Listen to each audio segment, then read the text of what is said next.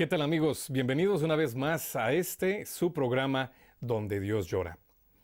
Enclavado en el centro de África, la República de Chad hoy en día es una de las naciones con grandes retos en el África. Hogar de una población de más de 10 millones de habitantes, compuesta por aproximadamente 200 grupos étnicos. Chad es uno de los países más pobres del mundo y también, desafortunadamente, con el récord de ser uno de los más corruptos. Una nación que desde su independencia de Francia ha pasado por una serie de transiciones políticas violentas y bastante conflictivas. El 20% de los habitantes de Chad se declaran católicos, con una mayoría de la población musulmana y un porcentaje que practican religiones animistas. Rodeada de este escenario, ¿cuál es la realidad de la Iglesia? ¿Cómo colabora la Iglesia para sacar adelante un proyecto de nación? Para conocer más acerca de este país africano, hoy tenemos el privilegio de contar con la visita de Monseñor Miguel Ángel Sebastián, obispo de Lai. Su Excelencia, bienvenido a nuestro programa. Muchas gracias, Jonás. Qué gusto de verdad que te haya en su horario tan ocupado haya podido hacer tiempo para acompañarnos el día de hoy. Hablar de Chad, una región rodeada de mucho conflicto bélico, por un lado con Sudán, por el otro lado con la República Centroafricana, todos estos elementos, ¿cómo se conjugan para crear esta realidad en la que usted pastorea? Bueno, pues es una realidad compleja que cambia continuamente, porque desde que yo llegué en el año 77 hasta hoy ha habido muchos cambios de tipo político, sea en el país que en los países vecinos. Hemos tenido una guerra civil en el país que ha durado unos 40 años y desde hace 5 años y medio hay paz en el país.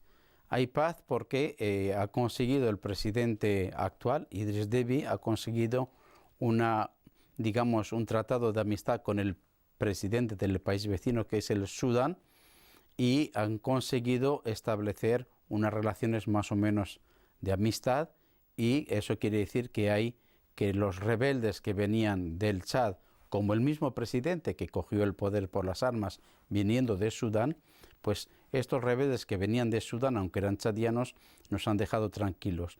Y ahora lo que es complejo es que el mismo Chad, que ha vivido una guerra civil, ahora está exportando, esta guerra civil fuera de su territorio.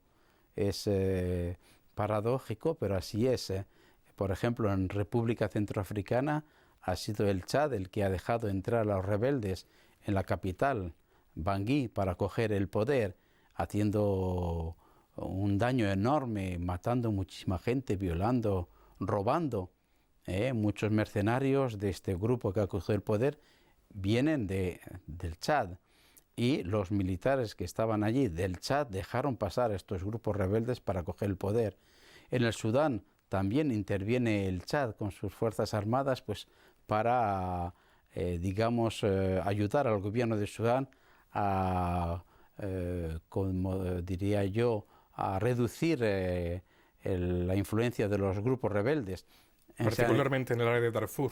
Eso es, porque allí sigue el conflicto. En Darfur hay conflicto todavía armado. Por eso los refugiados, que hay muchos en el Chad, no quieren volver a su país porque siempre hay guerra. Y lo último que hemos visto el año pasado es que el Chad ha ayudado a Francia a parar este avance de los islamistas radicales que iban a coger el poder en Malí. Malí es un país que no tiene frontera como el Chad, como es el caso de Sudán o de Centroáfrica. Hay un país en medio que es Níger. Pues el Chad ha enviado sus tropas, 2.000 militares, para ayudar a los franceses a parar el avance de los islamistas. Dice, ahora estamos exportando militares, es una cosa sorprendente cómo hemos llegado a eso. Entonces, incluso los que allí vivimos estamos un poco como maravillados de estos cambios bruscos que en pocos años ha habido en el Chad. Y todo esto, Monseñor, ¿cómo afecta a su labor pastoral? La Iglesia pues está enfrentando a retos de todo tipo con esta situación. Lo que pasa fuera de nuestras fronteras casi no nos afecta directamente. No nos afecta. Nos afectó muchísimo más la guerra que tuvimos Claro. y las consecuencias de esta guerra. Las consecuencias, todo el mundo lo puede entender, que una guerra no puede traer nada positivo. Los que han ganado la guerra son la gente del norte del país, que son en su gran mayoría, 90 y pico por ciento, son musulmanes. Ellos han ganado la guerra, tienen el poder político, tienen el poder militar, tienen el poder económico, tienen todo en sus manos. Y la gente del sur, que es la mitad de la población, donde están sobre todo las iglesias católicas y los cristianos, pues han tenido que someterse. Y eso supone un desafío enorme para nuestras relaciones con el mundo islámico. Porque de hecho el Estado en sí es laico, no es que tenga una ley sharia ni cosa similar. Se declara por la Constitución como un Estado laico. Efectivamente, la Constitución dice que el Chad es un Estado laico y se respeta. Por el momento se respeta. Y nosotros, por ejemplo, la Iglesia Católica en el Chad puede ejercer su ministerio de servicio al pueblo, de evangelización. No tenemos ningún problema para hablar de Jesucristo, no tenemos ningún problema para el culto. El único problema que tenemos es que no podemos intentar convertir a los musulmanes. Eso ya está dado por supuesto. No vamos a convertir, los respetamos, y como saben los musulmanes y el gobierno que nosotros respetamos eso, pues nos dejan trabajar normalmente. Entonces estamos al servicio de toda la población. Como diríamos, la caridad no mira a quién, como el buen samaritano, está sirviendo. Entonces los musulmanes vienen a nuestras escuelas, los musulmanes vienen a nuestros hospitales, los protestantes también, los animistas, todo el mundo, servimos a todos. Entonces en el ejercicio de la caridad vamos a todos, pero ya en la evangelización y en el culto respetamos a las demás religiones. Intentamos que haya un diálogo, como es lo que después del Concilio Vaticano II ha pedido, todos los papas han pedido que haya este diálogo con los demás, en particular con el mundo islámico, que son los que son mayoría todavía en el Chad. Los musulmanes son la mayoría. Entonces nos dejan trabajar, pero siempre queda ahí en la sospecha de que los islamistas están entrando y no se sabe si todo esto va a acabar bien o mal. Si continuaremos, porque incluso el Estado, el gobierno, el presidente nos lo dice a nosotros, van con mucho cuidado porque tienen miedo que los grupos islamistas vengan desde fuera. Por ejemplo, tú has citado Sudán, has citado Centroáfrica, pero no has citado Nigeria. En Nigeria hay un grupo islamista terrible, terroristas, crean el terror en el norte de Nigeria, se llaman Boko Haram. Boko Haram, así es. Y esos están en la frontera con el Chad. Dicen que hay grupos de Boko Haram que se esconden en el Chad para atacar en Nigeria, y el gobierno, nuestro gobierno del Chad, cierra los ojos con la única condición de que no ataquen allí, que no hagan actos terroristas en el Chad. Pero eso un día se puede volver contra nosotros. Entonces vemos el islamismo radical muy cerca de nosotros. Eso nos da un poco de miedo a nosotros como cristianos, pero a todo el pueblo, incluso a las autoridades. Usted menciona, Monseñor, toda la ayuda humanitaria que da la Iglesia Católica. ¿De qué manera están involucrados, por ejemplo, en esta situación tan difícil de los refugiados, precisamente sudaneses, que cruzaron la frontera huyendo de los conflictos en su país y ahora están ahí en Chad, pero pues también causando pues un problema muy serio por lo que significa de costos, de convivencia con los oriundos del lugar y todo esto? ¿Cómo está ayudando la Iglesia? Estos refugiados no tienen culpa de estar donde están porque han huido los combates, han huido de verdad la guerra y todas las catástrofes que la acompañan. Vinieron al Chad y causaron sobre todo un problema muy importante, que fue la relación con los habitantes del Chad, que los acogieron bien, pensando que serían unos meses, unos años. Ellos vinieron, algunos con sus ganados también, y ya la zona en donde ellos han llegado, los refugiados, cerca del Sudán, es el norte noreste del Chad, es una zona ya pobre. Entonces los habitantes a un cierto momento ya empezaron a enfadarse y empezaron a oponerse y a tener conflictos con los refugiados. ¿Por qué? Por muchos motivos. Primero, porque ellos seguían siendo pobres, incluso más pobres, porque lo poco que hay como hierba y como pasto se lo estaban comiendo los refugiados. Los refugiados tienen comida gratis, tienen salud gratis, tienen educación gratis en los campos y los chadianos no.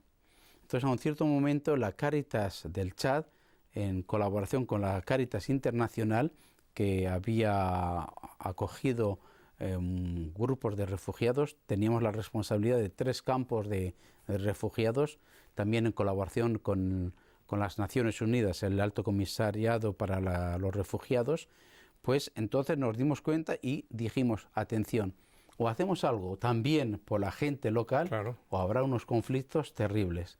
Y entonces lo que se está haciendo es ayudar en los campos de refugiados.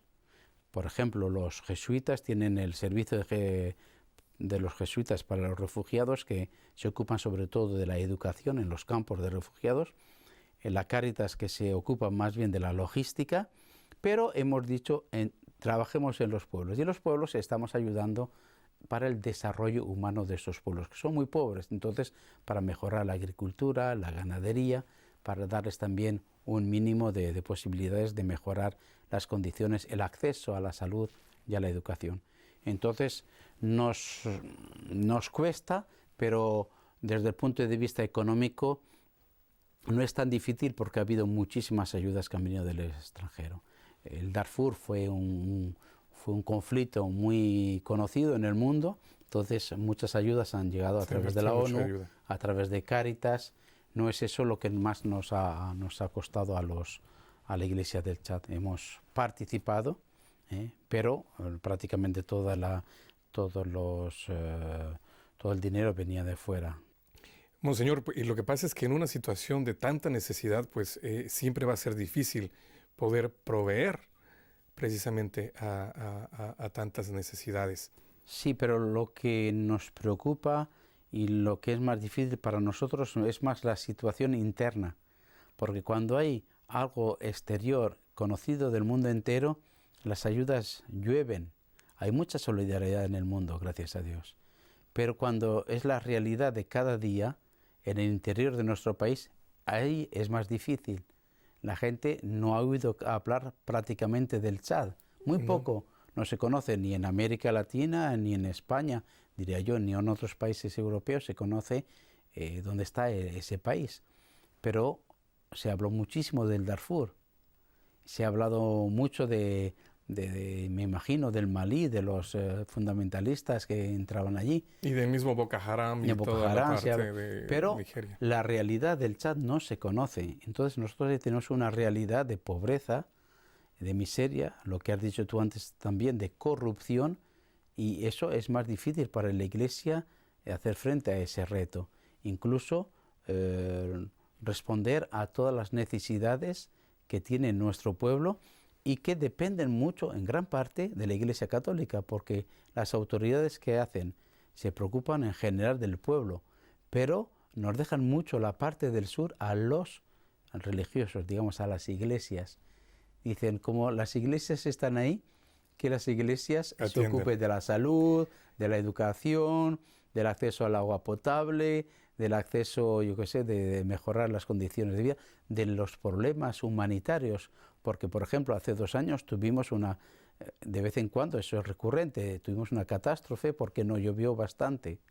En cambio, el año pasado llovió demasiado, tuvieron unas inundaciones que destruyeron muchísimo. Y, por ejemplo, el caso concreto de mi diócesis, yo fui a ver al primer ministro y le dije, señor primer ministro, tenemos el hambruna allí. Ah, sí, pues vamos a hacer algo. Mandan al ministro de la Agricultura allí a ver lo que está pasando, y las autoridades locales, las nuestras, gobernador, prefectos, todo eso, dicen, no, si aquí no, todo está bien. Y pues yo fui a decirles, pero ¿cómo todo está bien? Pero a mí la gente me está diciendo cuando yo voy, porque yo voy a todos los pueblos, no es como ellos. Y me dice la gente que lo están pasando mal, lo he visto con mis ojos, he ido andando, he ido en en canoa para ver a la gente y he visto las cosechas que no han sido buenas y ustedes me dicen que no hay hambruna. Bueno, digo, pues si es así, me han mentido, no voy a hacer nada. Y vamos a pedir ayuda a Cáritas, pero no voy a hacer nada. Y dice, no, monseñor, que no le he dicho eso, me dice el gobernador, que no le he dicho eso. Hagan lo que puedan. Yo digo solo que no tengo noticias. Yo no estoy al corriente de que haya hambruna. Porque mis técnicos, porque mis colaboradores no me dicen nada. Entonces, yo no puedo hacer una nota al gobierno para decir hay hambruna. Y pues yo lo he visto con mis ojos y lo he oído con mis orejas. Y musulmanes, católicos, protestantes, animistas me han dicho, ayúdenos, que la Iglesia nos ayude. Entonces, el gobierno nos deja muchas veces a nosotros hacer lo que podamos. Nunca nos han impedido. Siempre nos apoyan. Pero moralmente, materialmente muy poco. Entonces seguimos pidiendo ayuda al exterior, ¿no? Ayuda a los organismos católicos, a otros organismos también civiles que nos puedan ayudar a seguir siendo pues como el buen samaritano, ayudando al que lo necesita, que está ahí caído en el camino, sea católico, sea protestante, sea musulmán o animista. Monseñor, usted es misionero comboniano, ya de muchos años. ¿Cuándo se ordenó sacerdote? Yo hice los primeros votos, lo que hace una persona ser comboniano, en 1969, ya va para largo, 69, mis primeros votos. Fui ordenado sacerdote el 7 de junio de 1975 y un año más tarde me mandaron a París a estudiar el francés y ya fui en el 77, me fui al Chad. Yo he estado siempre en el Chad, menos un pequeño paréntesis que hice en España y en París para acabar unos estudios. Así que mi corazón ha estado toda la vida de misionero. Y eso es lo que le quería preguntar, por eso mencionaba lo de su vocación de comboniano. ¿Cómo es el corazón del misionero comboniano? Porque es una vocación muy particular, con un amor entrañable hacia el África y en general hacia las misiones. Pero usted, ¿cómo combina esas ganas de evangelizar y al mismo tiempo de consolar tanto sufrimiento humano? Como lo dice vuestro programa, hay que consolar al que llora, porque el hombre que llora es Dios que llora. Y entonces yo creo que no es tan difícil de equilibrar la evangelización con la palabra, incluso con la celebración de nuestra fe y la caridad. Está muy claro en mi cabeza y en mi corazón, yo creo que también está muy claro en la Iglesia. No se puede ser hombre de fe si no eres hombre de caridad, si no eres hombre de esperanza, porque en estos países es muy necesaria la esperanza, si no la gente se desanima, se desespera porque no ven futuro. No es muy difícil tener un corazón que al mismo tiempo quiere a la gente, trabaja por la gente, sirve a la gente, en particular a los más pobres, como nos está diciendo continuamente nuestro Papa Francisco.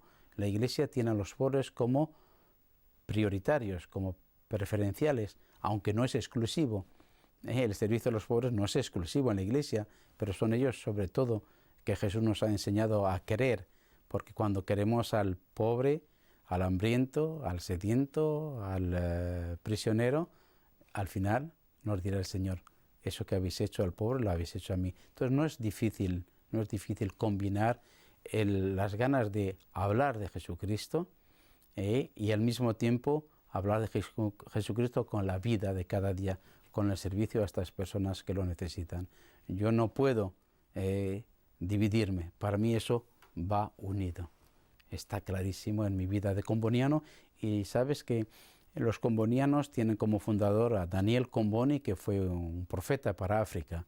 Él veía lejos y dio toda su vida por África. De hecho, murió a los 50 años en Jartum. Y para él estaba claro, era África. África o muerte. Nosotros ahora no estamos solo en África. Yo sí he tenido la suerte que me enviasen al Chad, el África que desde adolescente me ha gustado siempre. Yo era un adolescente, vi a unos misioneros en mi colegio que vinieron a hablar de África y dije, el Señor me llama para ir a África. Y gracias a Dios ahí estoy en África, intentando ser testigo del amor, intentando ser testigo de la esperanza y, como no, de la fe en Jesucristo que me motiva. Hábleme de la esperanza, Monseñor. Me llama la atención que pues en su país vecino de Sudán, de donde es Santa Josefina Baquita, que el Santo Padre utilizó, Benedicto XVI utilizó su historia como un preámbulo para hablar precisamente de la esperanza. ¿Cómo mantener la esperanza en África, Monseñor? La esperanza en África hay que vivirla en el día a día.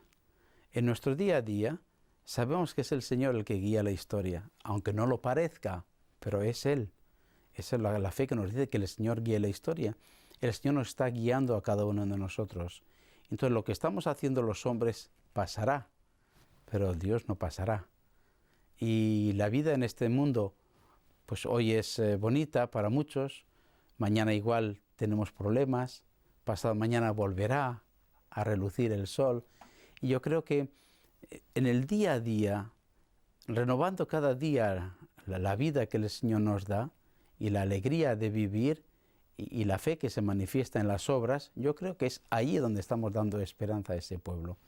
Con nuestra vida, con nuestra alegría, con el optimismo de decir, a pesar de que lo estamos pasando mal, un día vendrá en que el sol brillará también para nosotros y sobre todo nuestra esperanza está en el más allá, no solo en el más allá, también en el más acá, pero un día vendrá en que Dios de verdad tendrá la última palabra y solo tenemos que vivir cada día. Si creemos que Dios tiene la última palabra, lo tenemos que vivir en nuestra propia vida también.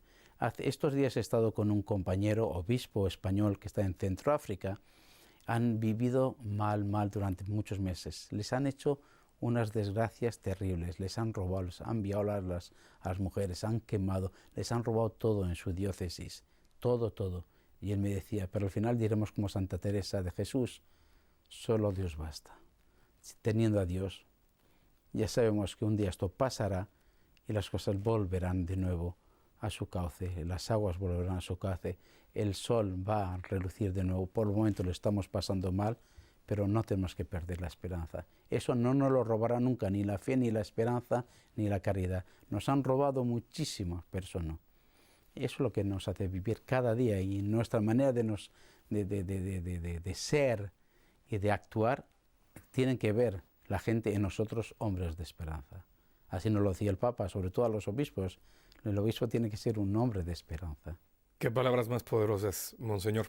Finalmente, no quiero que se nos acabe el tiempo sin que nos comparte específicamente cuáles son las necesidades más prioritarias que tiene usted en su diócesis. Bueno, nosotros nuestras necesidades son de dos tipos. Primero, hacer frente a nuestras obras sociales. Visto que el gobierno no llega a todo, nosotros estamos haciendo un trabajo de suplencia en la educación y en la salud sobre todo. Y bueno,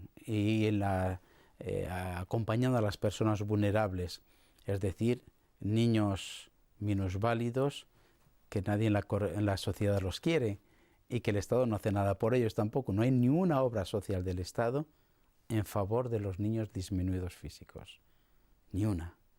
Y los niños de la calle, los niños huérfanos del SIDA, es una enfermedad terrible, pues tampoco están haciendo nada, los dejan allí, en los mercados. Entonces la Iglesia está haciendo esta labor social, digamos, y para eso tenemos necesidad, porque todo esto tiene un coste. Y la otra necesidad que tenemos, aunque no se entienda tan fácilmente, es que el personal de la diócesis pueda vivir. Para eso mucha gente no piensa. Por ejemplo, nosotros a la ayuda a la Iglesia necesitada podemos pedir ayuda pues para la formación, para construcción, para muchas cosas. Pero para dar de comer a nuestros sacerdotes, a las religiosas que están trabajando allí, a los laicos, es más difícil. Como la ayuda a la Iglesia necesitada, hay muy pocos organismos que piensan en eso. La mayor parte te ayudan para todo lo que es pastoral social, es decir, todo lo que son obras sociales. Hay muchos organismos que ayudan, pero para la vida de la Iglesia, la vida interna, pocos. vuestro organismo y pocos más nos ayudan. Pero es una gran necesidad que tenemos también, porque la iglesia allí es una iglesia pobre en medio de los pobres. Nuestra gente ayuda mucho a la iglesia. Cada día son más conscientes de que la iglesia les pertenece también a ellos, pero no tienen muchas posibilidades para ayudar a su iglesia. Entonces, pues les pedimos que colaboren, pero desgraciadamente el país, el Chad, que es tan rico, porque han encontrado petróleo por todas partes, están enriqueciendo a este país, como no hay una buena distribución de las riquezas, la gente sigue siendo muy pobre, vive pobre y lo poco que pueden dar no es suficiente para hacer vivir a la iglesia. Pues yo estoy seguro, monseñor, que con estas palabras que nos compartió usted y que nos dan tanta esperanza, pues yo creo que también nos motivarán a hacernos más solidarios con esta iglesia tan necesitada, el Chad. Su Excelencia, pues muchísimas gracias de verdad por habernos acompañado aquí en este programa y pues nos encomendamos nosotros a sus oraciones y también pues que nosotros, toda nuestra audiencia, los tengan ustedes también muy presentes. Pues muchas gracias también a vosotros y que Dios te oiga. Y gracias a ustedes también, amigos, por habernos acompañado una vez más en este su programa Donde Dios Llora. Si quieren conocer más acerca de la realidad de la iglesia en Chad y en otras situaciones, en otros países donde la iglesia sufre y pasa necesidad, no dejen de contactar la información que aparece al final de este programa. Muchas gracias y hasta la próxima.